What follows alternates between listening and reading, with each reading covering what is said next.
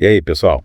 Tudo bem? A gente vai mergulhar hoje em um tema fascinante. Esse aí. O estoicismo. Uma filosofia que, Olha só. apesar de ter nascido lá na Grécia Antiga, continua super relevante. Exatamente. E a gente recebeu de vocês, aliás, muito material. É verdade. Textos, artigos, até anotações pessoais. Uhum. E a ideia é a gente realmente mergulhar fundo nesse universo do estoicismo. Mostrar como ele pode ser. Um guia prático. Um guia prático para a gente lidar com os desafios do dia a dia. É isso aí. Então a gente vai falar dos princípios básicos, dos grandes nomes, das práticas estoicas. Tudo. E como a gente pode aplicar essa sabedoria, né? Essa sabedoria milenar no nosso mundo moderno. É isso aí. Que vamos combinar, não tá fácil para ninguém, né? Pois é. Então, para a gente começar essa viagem, vamos voltar lá para a Grécia Antiga, século Troia AIC. Uhum. Imagina o cenário. Atenas, uma cidade vibrante, cheia de debates políticos, guerras rolando soltas. É verdade, um caos total. E no meio dessa loucura toda, surge Zenão de Cítio, pregando a importância da paz interior. Do domínio sobre as emoções. E é nesse contexto, né, que o estoicismo floresce. Exatamente. É interessante, né, como a história se repete. Pois é. Parece que a gente também vive em tempos turbulentos, né? É verdade. Cheios de incertezas, de desafios. Uhum. Será que esse estoicismo ainda tem algo a nos ensinar? Com certeza.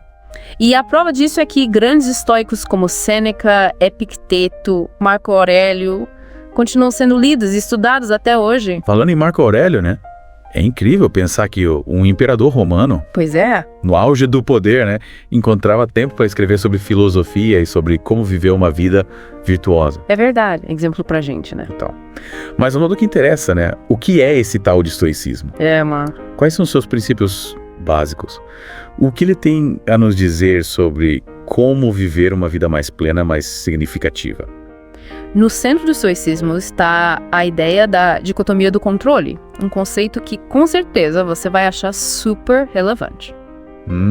Interessante. Imagina que você está preso num engarrafamento bem típico da nossa realidade, né?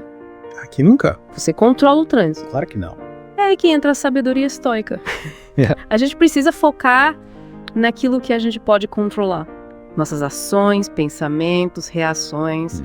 E aceitar o que está fora do nosso alcance, tipo trânsito, o clima, as ações dos outros. Faz sentido. faz total. E aí, como é que a gente se sente quando tá preso no trânsito?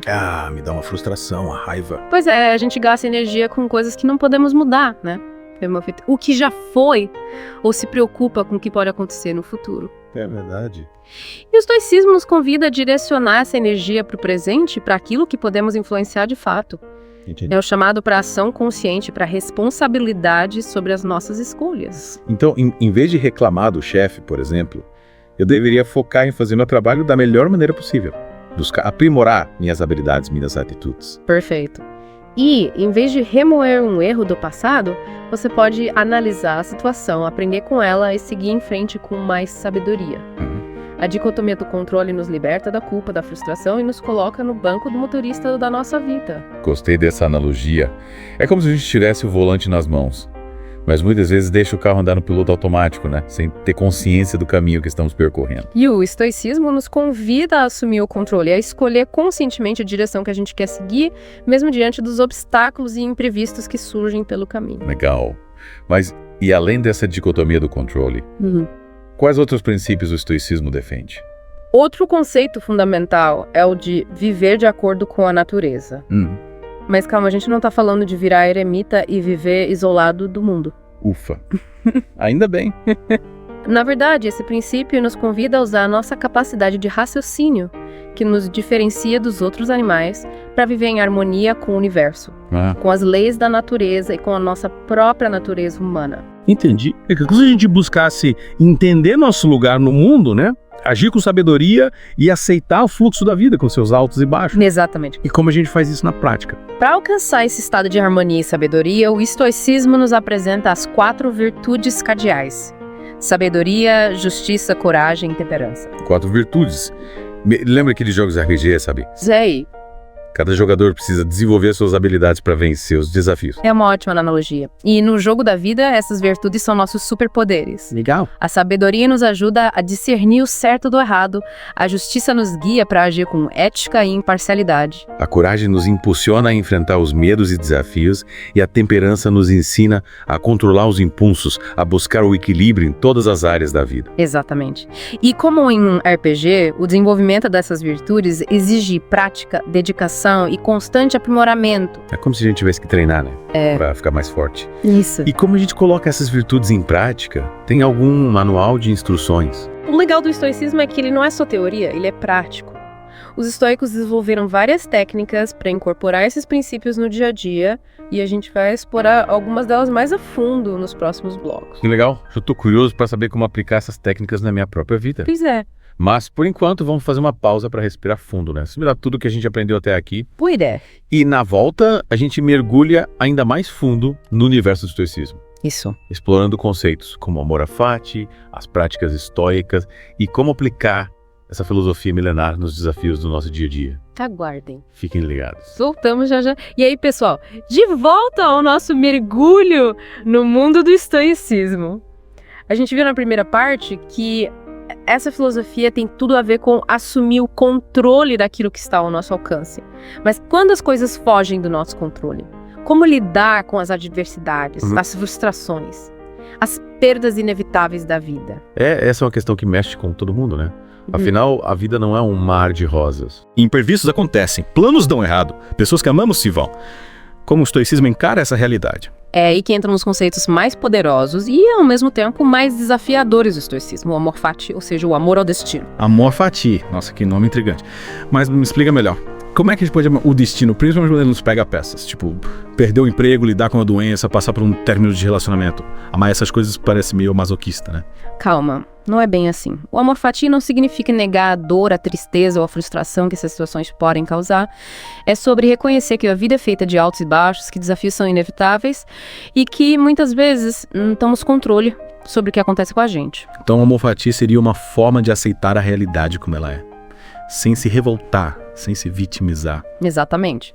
É sobre encarar as adversidades com coragem e serenidade, compreendendo que cada experiência, por mais difícil que seja, tem algo a nos ensinar. Tem um propósito na nossa jornada. Lembrando da dicotomia do controle, seria como focar na nossa resposta aos acontecimentos, em vez de tentar controlar o incontrolável. Perfeito. E o amor fati nos leva um passo além, nos convidando a enxergar beleza e aprendizado até mesmo nas situações mais desafiadoras. Mas peraí, então quer dizer que se eu levar um pé na bunda, por exemplo, eu tenho que agradecer? Meio difícil, né? Claro que não precisa agradecer. Você tem todo o direito de sentir raiva, tristeza, frustração, mas em vez de se deixar consumir por essas emoções, o estoicismo te convida a olhar para a situação com um olhar mais amplo, buscando entender o que você pode aprender com essa experiência e como ela pode te fortalecer. Faz sentido. É tipo usar a razão para transformar a dor em combustível para o crescimento, em vez de deixar que ela te paralise. Exatamente. O estoicismo não nega as emoções, mas nos ensina a usá-las a nosso favor. É sobre transformar o limão em limonada, como você disse antes. E como a gente coloca o amor fati em prática? Tem algum exercício? Alguma técnica que ajude a gente a cultivar esse amor ao destino? Uma prática poderosa é a meditação. Reservar alguns minutos por dia para silenciar a mente. Observar os pensamentos e emoções sem julgamento te ajuda a desenvolver a autoconsciência e a clareza necessárias para lidar com as adversidades de forma mais serena. E a gente também pode usar a escrita como ferramenta, né? Registrar nossos pensamentos, sentimentos e reflexões sobre as situações desafiadoras pode nos ajudar a processar as emoções, a extrair aprendizados e a enxergar os acontecimentos com mais clareza. Com certeza.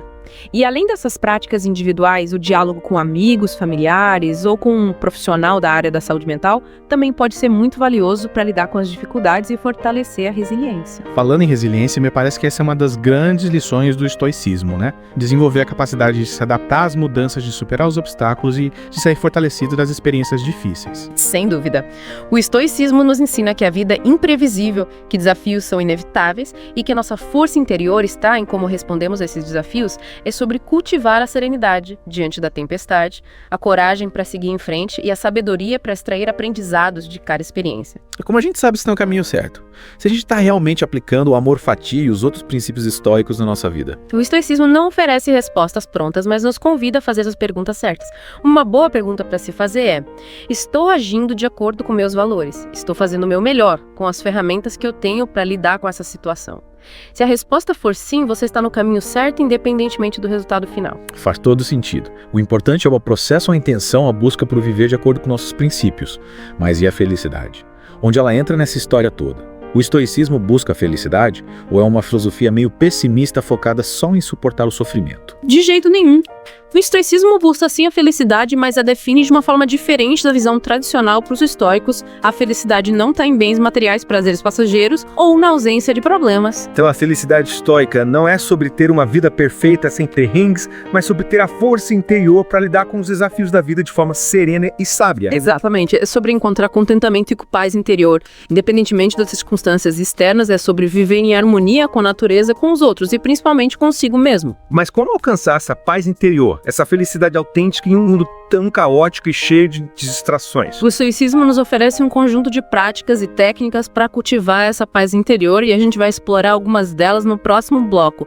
Mas antes de entrarmos nesse universo prático, eu queria te perguntar: o que mais te chamou atenção até agora no estoicismo? O que te resonou mais profundamente? Acho que o que mais me impactou foi essa ideia de que a gente não pode controlar tudo que acontece na vida. Nós podemos controlar como reagimos a esses acontecimentos. Que a verdadeira felicidade não está nas coisas externas, mas na nossa postura interna, na nossa capacidade de lidar com os desafios de forma serena e sábia. É um conceito que me liberta de muita ansiedade e me coloca no controle da minha própria vida. Que legal ouvir isso. E exatamente sobre isso que vamos falar no próximo bloco. Como colocar o estoicismo em prática, como usar essa filosofia milenar para transformar nossa vida no dia a dia. Fiquem ligados. De volta para a nossa última parte da imersão em estoicismo, a gente já viu que essa filosofia milenar nos convida a assumir o controle daquilo que podemos controlar, o destino, com seus altos e baixos, e a buscar a felicidade autêntica que reside dentro da gente. Mas e na prática? Como a gente coloca tudo isso em ação no nosso dia a dia, com todas as correrias, desafios e distrações? Essa é a grande questão. A teoria é linda, mas a gente precisa de ferramentas práticas para aplicar essa sabedoria no mundo real. Quais são os hacks estoicos para a vida moderna? A boa notícia é que o estoicismo oferece um kit de ferramentas super prático para a gente usar no dia a dia. E o melhor, dá para começar com pequenas mudanças, incorporando os princípios aos poucos, sem precisar virar um monge eremita. Ufa, já estava pensando em raspar a cabeça e me isolar do mundo. Que nada. O estoicismo é para ser vivido no mundo com todas as suas belezas e desafios. E uma das primeiras ferramentas que você pode usar é a atenção plena ou mindfulness. Já ouviu falar? Sim, já li alguma coisa sobre isso. Mas como a atenção plena se conecta com o estoicismo? A atenção plena nos convida a estar presentes no momento, a observar nossos pensamentos, emoções e sensações sem julgamento. É como se a gente apertasse o botão de pause no turbilhão da mente e se conectasse com o aqui e agora. E como isso ajuda na prática? Quando você se sentir estressado, ansioso, angustiado, experimente parar por um instante e prestar atenção na sua respiração. Inspire profundamente, expire lentamente, sentindo o ar entrando e saindo do seu corpo. Essa simples prática te ajuda a acalmar a mente, a se centrar no presente e a ter mais clareza para lidar com a situação. Interessante. É como se a gente criasse um espaço de paz interior em meio ao caos. Exatamente. E a gente pode usar essa prática em diversas situações do dia a dia. No trânsito, no trabalho, antes de uma reunião importante, até mesmo na fila do supermercado. Que legal. Já vou colocar em prática. E que outras ferramentas estoicas a gente pode usar? Outra prática poderosa é a reflexão diária. Os estoicos recomendavam reservar um tempo de preferência no final do dia para revisar os acontecimentos, analisar as decisões que tomamos, os erros que cometemos, os acertos que celebramos. É tipo fazer um balanço do dia, né? É. Mas qual o objetivo dessa reflexão? Ficar remoendo o que já passou. Não é sobre remoer, mas sobre aprender com a experiência. Tá. Ao refletir sobre o dia, a gente pode identificar padrões de comportamento, pensamentos e emoções que nos levam a agir de forma impulsiva, reativa ou contrária aos nossos valores. Entendi. É como se a gente se observasse de fora com um olhar mais crítico e objetivo para identificar áreas em que a gente pode melhorar. Exatamente. E a reflexão diária também nos ajuda a reconhecer as coisas boas que aconteceram, as pequenas vitórias do dia a dia, cultivando a gratidão e a positividade. Falando em gratidão, lembrei que você mencionou essa prática na parte anterior. Como a gratidão se encaixa no estoicismo. A gratidão é um antídoto poderoso para a negatividade, para a tendência humana de focar no que está faltando, no que deu errado. Ao cultivar a gratidão, a gente muda o foco para as coisas boas que a gente tem, para as pessoas que a gente ama, para as oportunidades que a vida nos oferece. É como se a gente treinasse nosso olhar para enxergar a beleza e a abundância que já existem na nossa vida, em vez de ficar se lamentando pelo que a gente não tem. Exatamente. E uma forma simples de cultivar a gratidão é criar o hábito de agradecer. Agradecer pelas pequenas coisas do dia a dia, como um café da manhã gostoso, um dia de sol, um abraço de um amigo. Agradecer pelas pessoas que fazem parte da nossa vida, pela saúde, pelo trabalho, pela natureza. Parece simples, mas acho que a gente esquece de agradecer com frequência, né? Fica tão imerso na correria do dia a dia que não para pra apreciar as coisas boas. É verdade. E a gratidão não precisa ser um grande evento, pode ser algo simples, um pensamento positivo, uma mensagem de agradecimento, um gesto de carinho. O importante é cultivar essa atitude interior de reconhecimento e valorização das coisas boas que a vida nos oferece. E que outras ferramentas estoicas a gente pode usar para lidar com os desafios da vida moderna? Outra técnica poderosa é a visualização negativa que a gente já mencionou antes.